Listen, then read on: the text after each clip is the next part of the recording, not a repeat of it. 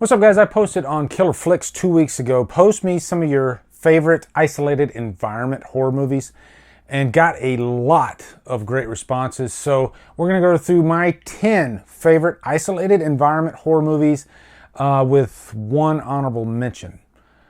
So anyway, here we go.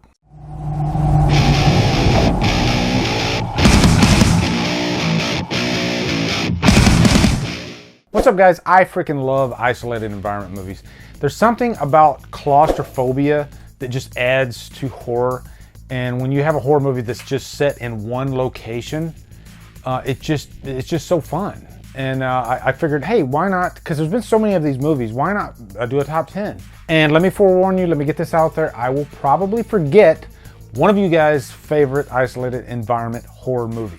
I promise you. There's so many of them out there. So if I forget to put one on here, don't kill me. And I might not have seen it.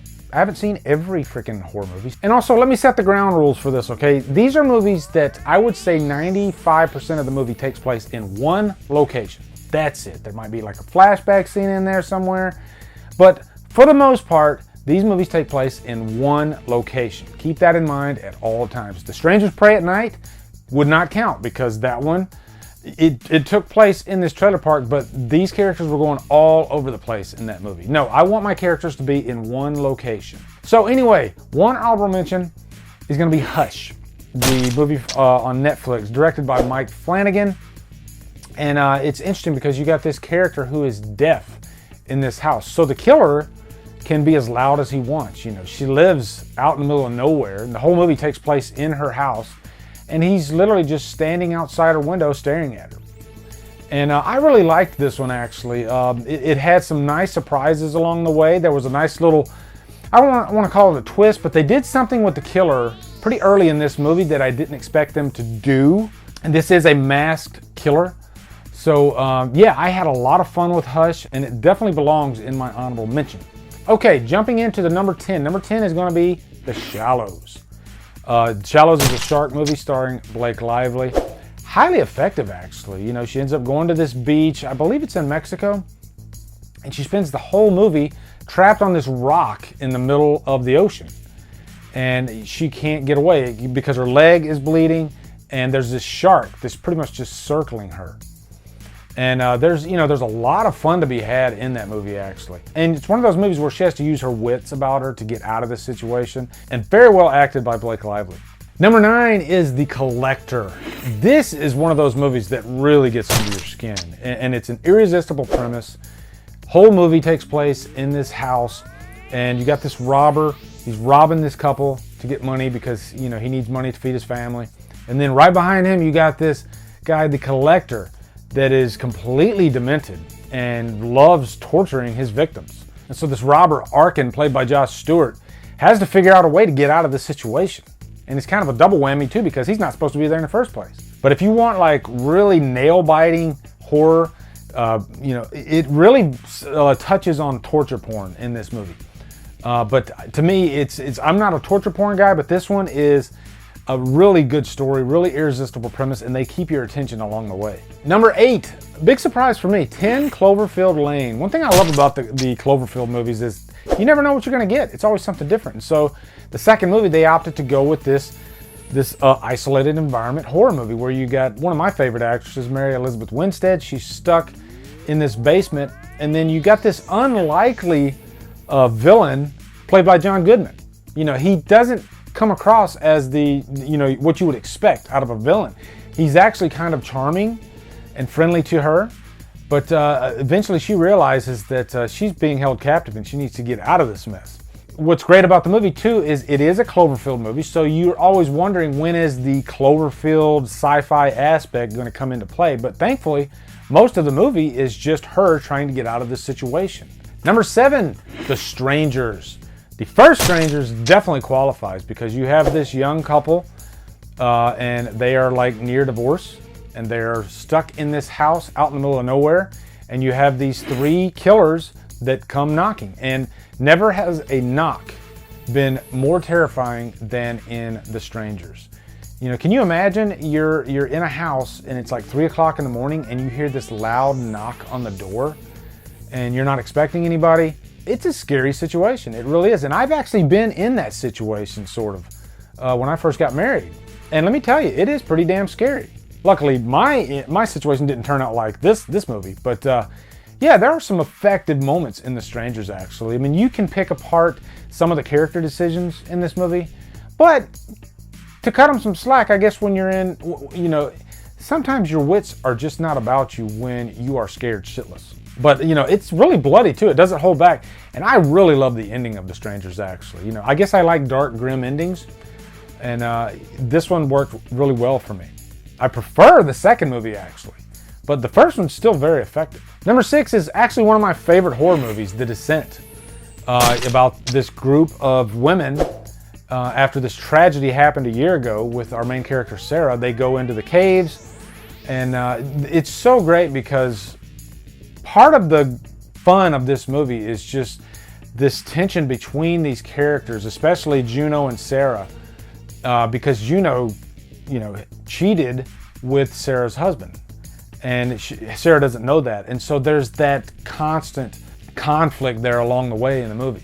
And then you have these creatures that are vicious. You know, they live underground. It's just like this whole underground civilization. And this movie gets bloody as hell. I mean, if you like blood in your horror movies, this one definitely dishes. But there's just that great emotional factor there too. So I love The Descent. Number 5 is a movie I saw back in the 80s in the theater a couple times, Misery. I remember when this movie came out, it was huge. And you know, everybody can relate to this situation of, you know, you're in this car accident or whatever kind of accident and somebody saves you. But what if that person that saves you isn't really a good person or is a little bit psychotic? And that's what happens when this lady, she saves this writer. And this is based on a Stephen King book, but the writer is stuck in this house, her house, for the whole movie. And, you know, his legs are broken.